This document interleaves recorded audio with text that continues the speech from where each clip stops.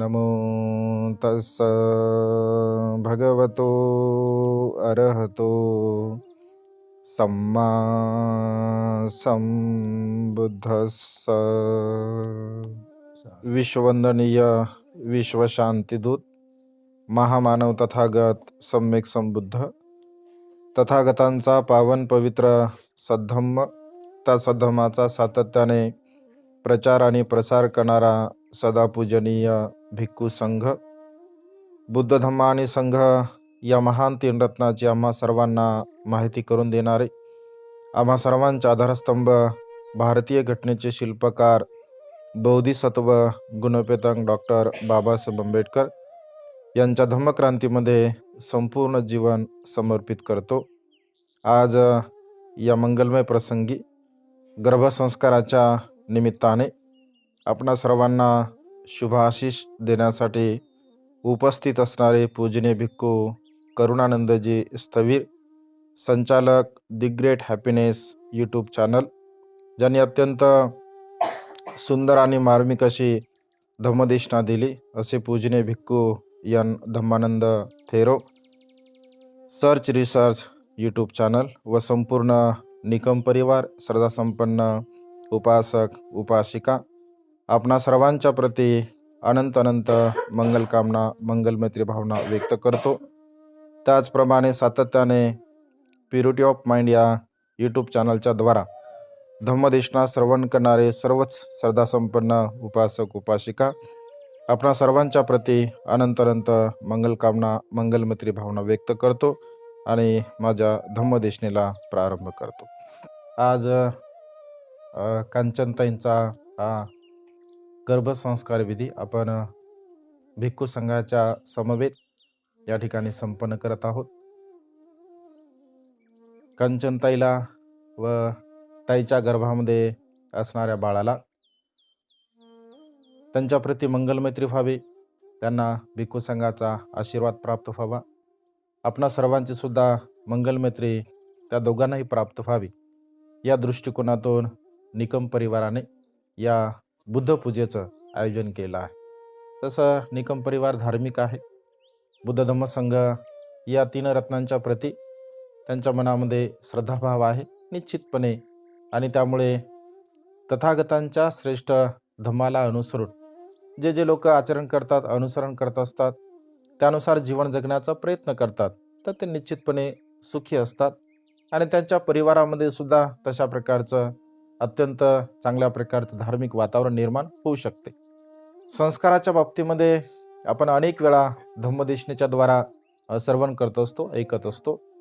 आपल्या चॅनलवरती सुद्धा मागच्या वेळेस सुद्धा 3ऱ्या महिन्यामध्ये छोटेखानी पूजा विधी केला होता, तेव्हाही धम्मदेशना आपण श्रवण केली। आणि प्युरिटी ऑफ माइंड या चॅनलवरती अनेक धम्मदेशना गर्भसंस्काराच्या संदर्भामध्ये आपल्याला ऐकायला मिळतात। तर संस्कार हे अत्यंत महत्त्वपूर्ण आहे। बाबासाहेब असं म्हणतात, संस्कारेन संस्कृती, संस्कारामधूनच संस्कृती निर्माण होत असते आणि त्यामुळे संस्कार अत्यंत महत्त्वपूर्ण आहे। विशेष रूपाने गर्भसंस्काराच्या बाबतीमध्ये बौद्ध तत्वज्ञानाचं जेव्हा आपण वाचन करतो, चिंतन करतो, मनन करतो, म्हणजे गर्भसंस्कार विधी आजच आपण करतो असं बिलकुलच नाही आहे। तर जेव्हा बौद्ध साहित्यांचं जेव्हा आपण वाचन करत असेल, तर आपल्याला अशी अनेक उदाहरण म्हणजे पाहायला मिळत असतात। सिद्धार्थ गौतमाच्या जन्माच्या संदर्भामध्ये सुद्धा उदाहरण आपल्याला पाहायला मिळते। बाबासाहेब लिखित बुद्ध आणि त्यांचा धम्म या ग्रंथामध्ये आपण ते वाचत असतो। जेव्हा महामाईला गर्भधारणा होते, तर महामाईला गर्भधारणा झाल्यानंतर शाक्य लोकांमध्ये विशेष वप्रमंगल नावाचा उत्सव दरवर्षी संपन्न करत असत ते लोक, आणि दरवर्षी संपन्न करत असल्या कारणाने जेव्हा महामाईला गर्भधारणा होते, तेव्हा महामाया आपल्या पतीला राजा सिद्धोधन यांना म्हणते की दरवर्षी जो आपण हा वप्रमंगल नावाचा उत्सव संपन्न करतो, तर यावेळेस थोडा भिन्न करायचा, म्हणजे वेगळ्या पद्धतीने करायचा आहे। कारण उत्सव म्हटल्यानंतर तिथे नाचगाणं आलं असेल किंवा मनोरंजन आलं असेल किंवा अन्य प्रकारे त्या काळामध्ये जशा प्रकारच्या प्रथा होत्या तशा पद्धतीने त्या काळामध्ये तो उत्सव संपन्न केला जात असेल। परंतु यावेळेस महामाया असं म्हणते की हा जो उत्सव आहे, हा उत्सव आपण अत्यंत चांगल्या प्रकारचा केला पाहिजे, म्हणजे या उत्सवामध्ये कोणत्याही प्रकारचं नाचगाणे नसेल, या उत्सवामध्ये कोणत्याही प्रकारचं अन्य लोकांना जे आपण मद्य सेवनाचं देत असतो ते मद्य सेवन कोणी करत नसेल. म्हणजे अत्यंत चांगल्या प्रकारे शील सदाचाराचं अनुसरण करून हा उत्सव आपण संपन्न करूया असं म्हटलं आहे. आणि 7 दिवसापर्यंत बाबासाहेबांनी लिहिलेलं आहे, 7 दिवसापर्यंत महामाया उपोषशीलाचं आचरण करत असते, उपोषशीलाचं अनुसरण करते. आणि 8व्या दिवशी असं म्हटलं आहे 4 लक्ष मोहरा गोरगरिबांना त्या ठिकाणी ती दान पुण्य म्हणून करत असते. हे अत्यंत आपल्यासाठी एक मोठं उदाहरण आहे बाबासाहेबांनी दिलेलं आहे. म्हणजे संस्कार किती महत्वपूर्ण आहे. म्हणजे संस्कार जेव्हा आपण आपल्या गर्भामधील बाळांना देत असतो, म्हणजे एक बोधिसत्वाची माता आणि सर्वसामान्य माता याचं जर आपण थोडंसं विचार चिंतन मनन जर केलं असेल तर आपल्याला ते म्हणजे जसं आपण उदाहरणामध्ये म्हणतो की जसं जमीन आसमानचा फरक असतो, आहे की नाही.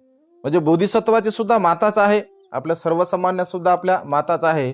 परंतु त्यांच्या म्हणजे वागण्यामध्ये, बोलण्यामध्ये, त्यांच्या शीलामध्ये, त्यांच्या प्रज्ञेमध्ये, त्यांच्या कर्मामध्ये, त्यांच्या सर्व प्रकारच्या गोष्टीमध्ये आपल्याला भिन्नता पाहायला मिळत असते. कारण असं म्हटलं आहे की बोधिसत्वाची माता आपल्या जीवनामध्ये कधीही अकुशल कर्म करत नाही, वाचेचे अकुशल कर्म करत नाही, मनाचे अकुशल कर्म करत नाही आणि वाणीचे सुद्धा अकुशल कर्म करत नाही. सर्वसामान्य आपण म्हणजे मनुष्य जीवन जगत असताना हे सहज आपल्याकडून कळत किंवा न कळत होऊ शकते.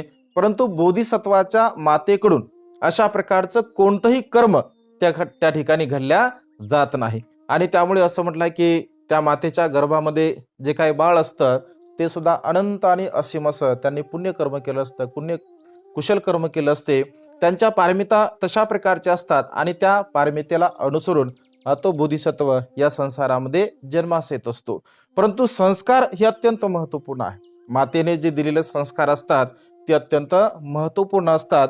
जसं उदाहरण देतात बाबासाहेब, म्हणजे तसं उदाहरण देत असताना बाबासाहेबांनी स्पष्टपणे असं म्हटलं आहे, एक ब्राह्मण स्त्री आणि एक दलित स्त्री. तर एक वेगळ्या भाषेमध्ये आपण बघूया, एक संस्कारित स्त्री आणि एक अडाणी स्त्री असेल, म्हणजे जिला कुठल्याही प्रकारचं चांगलं कर्म करावं, कुशल कर्म करावं, पुण्यकर्म करावं याची जाण नसेल, तर बाबासाहेब असं म्हणतात की या दोन स्त्रियांमध्ये अत्यंत आपल्याला भेद पाहायला मिळतो, भिन्नता पाहायला मिळते. जसं दोन्ही स्त्रीच्या गर्भामध्ये बाळ आहे आणि एखादी म्हणजे गरीब स्त्री असेल, त्या गरीब स्त्रीच्या गर्भामध्ये असणारं बाळ, तर गर्भामध्ये असणारं बाळ जन्मास येणार आहे आणि ती स्त्री अशा प्रकारचा विचार करते की माझ्या गर्भामध्ये असणारं जे बाळ आहे, म्हणजे जसे आपले विचार असतील, जसं आपण विचार करत असेल तशा प्रकारे आपण त्या बाळाला म्हणजे घडवत असतो, तसं बनवत असतो. तर ती गरीब स्त्री असा विचार करते की माझ्या गर्भामध्ये असणारं जे बाळ आहे, हे बाळ जेव्हा जन्मास येईल तर एखादे म्हणजे म्युनिसिपाल्टीमध्ये म्हणजे झाडूवाल्याची एखादी जागा रिकामी आहे का, तर त्याच्यासाठी माझं बाळ म्हणजे माझ्या बाळाला मी तिथे कामाला लावेल, अशा प्रकारचा ती विचार करत असते.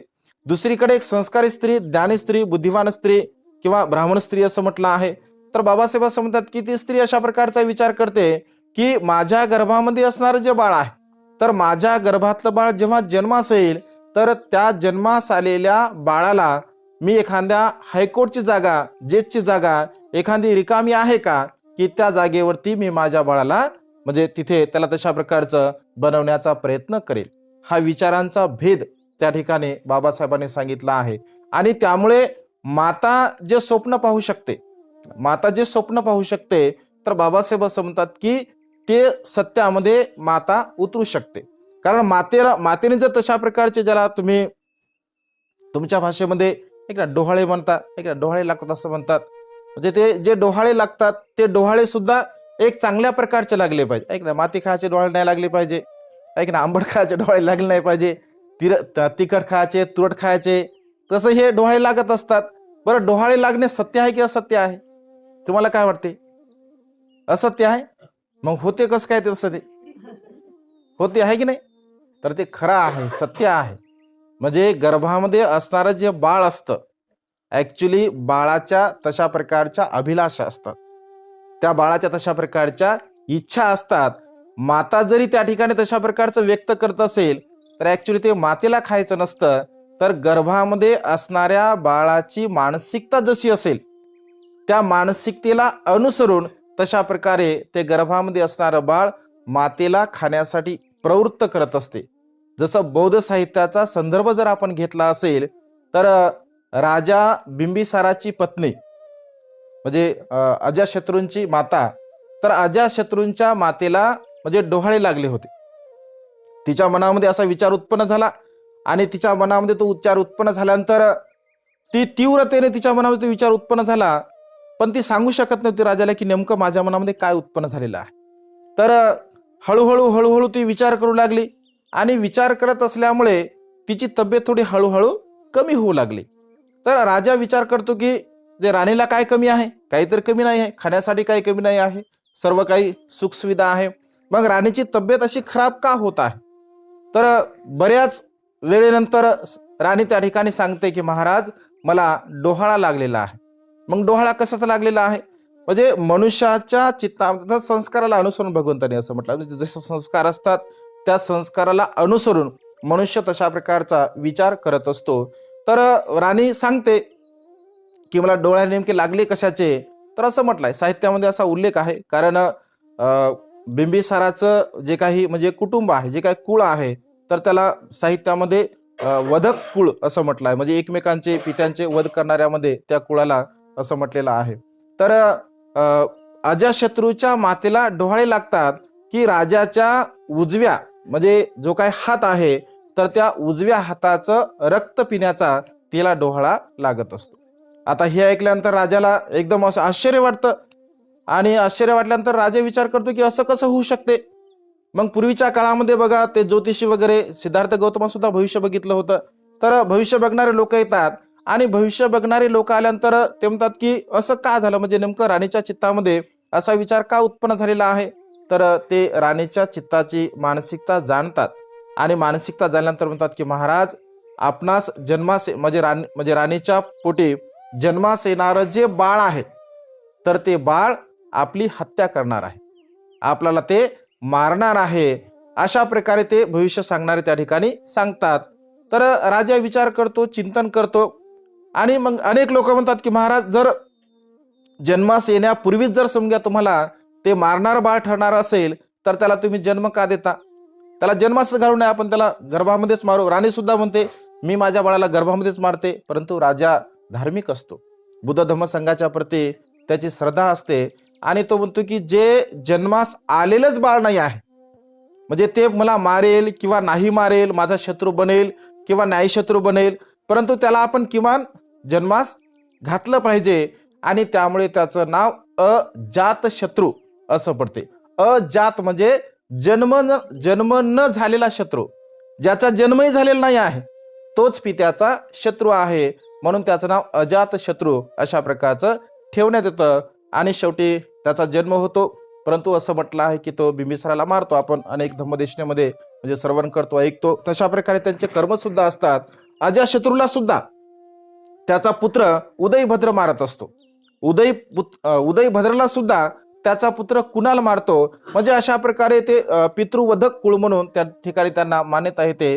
तर हा जो म्हणजे सांगायचं तात्पर्य असं आहे की कर्म हे मनुष्याच्या जीवनामध्ये अत्यंत महत्वपूर्ण असतात.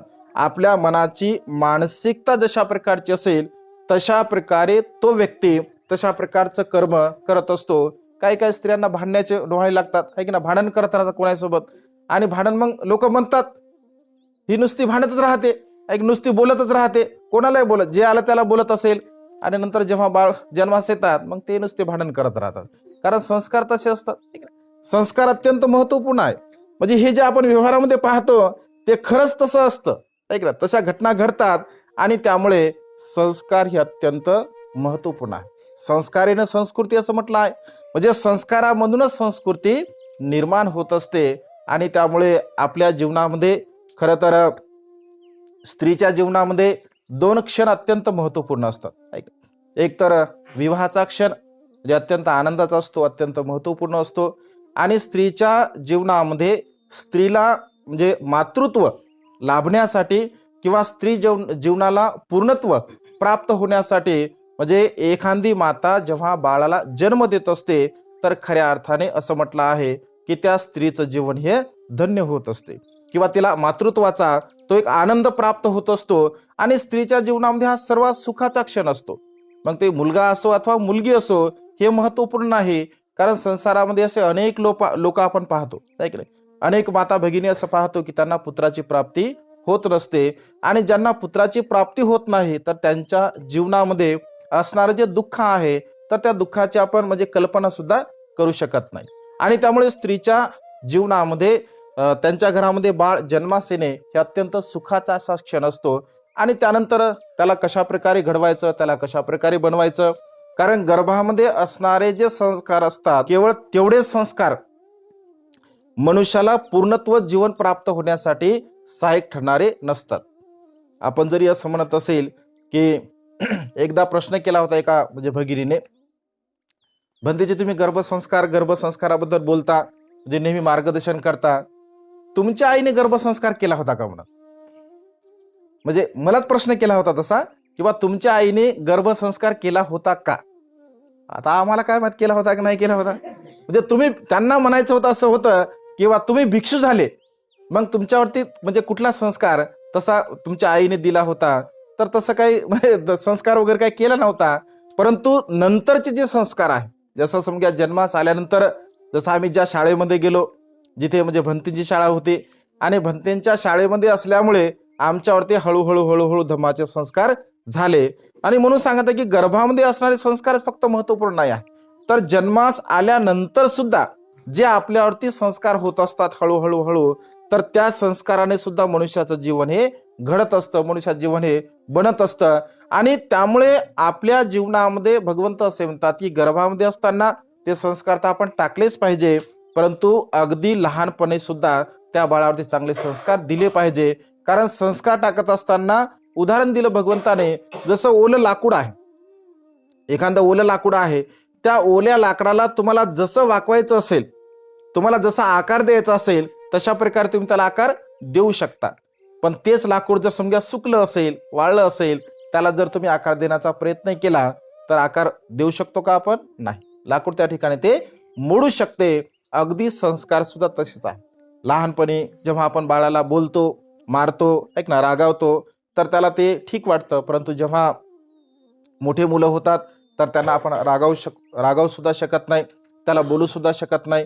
पण आपण आपलं जे कर्तव्य आहे, आपलं जे नैतिक कर्तव्य आहे, म्हणजे मातेचं जे नैतिक कर्तव्य आहे, पित्याचं जे नैतिक कर्तव्य आहे, आपल्या आप्तेष्टांचं, नातेवाईकांचं जे काही नैतिक कर्तव्य आहे, तर ते कर्तव्य मात्र आपण निश्चितपणे पूर्ण केलं पाहिजे. आणि त्यामुळे संस्कार अत्यंत महत्वपूर्ण आहे. गर्भातले संस्कार सुद्धा अत्यंत महत्वपूर्ण असतात. बाळ मोठं झाल्यानंतर सुद्धा त्याचे संस्कार अत्यंत महत्वपूर्ण असतात. 2 संस्कार आपण नेहमी आपल्या लेखनावरती दिले पाहिजे. एक धम्माचा संस्कार आपण दिला पाहिजे, आणि दुसरा चांगल्या प्रकारच्या शिक्षणाचा संस्कार आपण आपल्या मुलांना दिला पाहिजे. हे 2 संस्कार ज्या परिवारामध्ये ज्या मुलांवरती दिल्या जातात, तो मनुष्य निश्चितपणे, ते बाळ निश्चितपणे एक चांगल्या प्रकारचा आदर्श व्यक्ती घडू शकतो. हल्लीच्या काळामध्ये जर आपण विचार केला असेल तर एज्युकेशन आपण खूप चांगल्या प्रकारचं आपल्या मुलांना देतो, खूप चांगल्या प्रकारचं त्यांना घडवतो, त्यांना मोठा साहेब बनवतो. परंतु त्याचा धार्मिक संस्कार नसल्यामुळे, त्याच्याकडे धम्माचे संस्कार नसल्यामुळे, मग ते मोठं झाल्यानंतर मातेपित्यांची सेवा कशी करावी, आपल्या परिवारामध्ये मैत्रीचं नातं कसं ठेवावं, हा जो भाव आहे, तर हा भाव त्या ठिकाणी त्यांना पाहायला मिळत नाही. कारण आम्ही असे अनेक उदाहरण बघतो, म्हणजे अनेक उदाहरण परिवारामध्ये आम्हाला पाहायला मिळतात की मुलगा सुद्धा डॉक्टर असतो, दुसरा मुलगा इंजिनियर असतो, दुसरा शिक्षक असतो, सर्व काही असतात. परंतु माता पित्यांची जेव्हा सेवा करण्याची वेळ येते, ऐक ना, माता पिता जेव्हा आजारी असतात किंवा वृद्ध असतात, तर वृद्ध माता पित्यांच्या, आणि ते सांगतात की आम्ही अगदी म्हणजे कबाड कष्ट करून, अगदी पोटाला मारून, अगदी वेगवेगळ्या प्रकारच्या आमच्या इच्छा आकांक्षेला मारून आम्ही यांना खूप चांगल्या प्रकारचं घडवलं, चांगल्या प्रकारचं बनवलं, यांना एक आदर्श व्यक्ती बनवलं. परंतु आता मात्र हे आमच्याकडे कुठल्याही प्रकारचं लक्ष देत नाहीत. का देत नाहीत? कारण आपण ते संस्कार त्यांच्यावर तशा प्रकारचे टाकत नाही. 26 वर्षापूर्वी भगवंताने सांगितलं, माता पितु पठ्ठानं पुत्तदारस संगहो अनाकुलाच कम्मंता एतं मंगलमुत्तमं. मात्या पित्यांची सेवा करणे हे संसारिक जीवनातील मनुष्यांच्या जीवनामध्ये सर्वात मोठं कुशल कर्म आहे, पुण्यकर्म आहे. आणि त्यामुळे सदा सर्व काळ आपण मातेपित्यांची सेवा केली पाहिजे. जर आपण त्यांना तशा प्रकारचे संस्कार जर देत असेल की मातेपित्यांची सेवा केली पाहिजे, म्हणजे आपण जर केली समजून घ्या मातेपित्याची सेवा, तर ते आपले सुद्धा सेवा करू शकतात.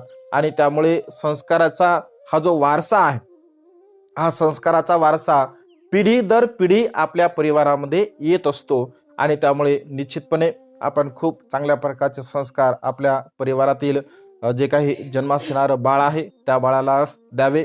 तसं आपण धार्मिक आहात, तीन रत्नांच्या प्रती दृढ श्रद्धा आपल्या चित्तामध्ये आहे. ताईच्या गर्भामध्ये असणारं जे बाळ आहे त्या बाळाला सुद्धा आणि ताईला सुद्धा आयुष्यवर्ण सुखाने बल प्राप्त हो. आपल्या कुशल कर्माच्या बलाने, बुद्ध धम्म संघ या तीन रत्नाच्या बलाने, त्यांच्या स्वतःच्या कुशल कर्माने त्यांना खूप चांगल्या प्रकारचं बाळ प्राप्त हो. आरोग्य दृढ सुदृढ आरोग्य संपन्न बाळ प्राप्त हो. आणि निश्चितपणे आपल्या जीवनामध्ये हा जो सुखाचा क्षण आहे, हा सुखाचा क्षण अशा प्रकारचा द्विगुणित होत राहो, अशा प्रकारची एक मंगलमय आणि उदात कामना या ठिकाणी व्यक्त करून ताईच्या प्रती, ताईच्या गर्भामध्ये असणाऱ्या बाळांच्या प्रती, संपूर्ण निकम परिवारांच्या प्रती व तुम्हा सर्वांच्या प्रती मंगलमैत्रीची भावना या ठिकाणी व्यक्त करतो. तुम्हा सर्वांना तुमच्या जीवनामध्ये आयुष्यवर्ण सुख आणि बल प्राप्त हो. तुम्हा सर्वांच्या इच्छित आणि पार्चित मनोकामना ढगातून मुक्त झालेला शीतल चंद्रमाप्रमाणे पूर्णत्वात जाऊ, अशा प्रकारची मंगलमय आणि उदात कामना या ठिकाणी व्यक्त करून ही छोटीशी धम्मदेशना संपन्न करतो. सर्वांचं मंगल हो, सर्वांचं कल्याण हो, सर्वांना दीर्घायुष्य लाभो.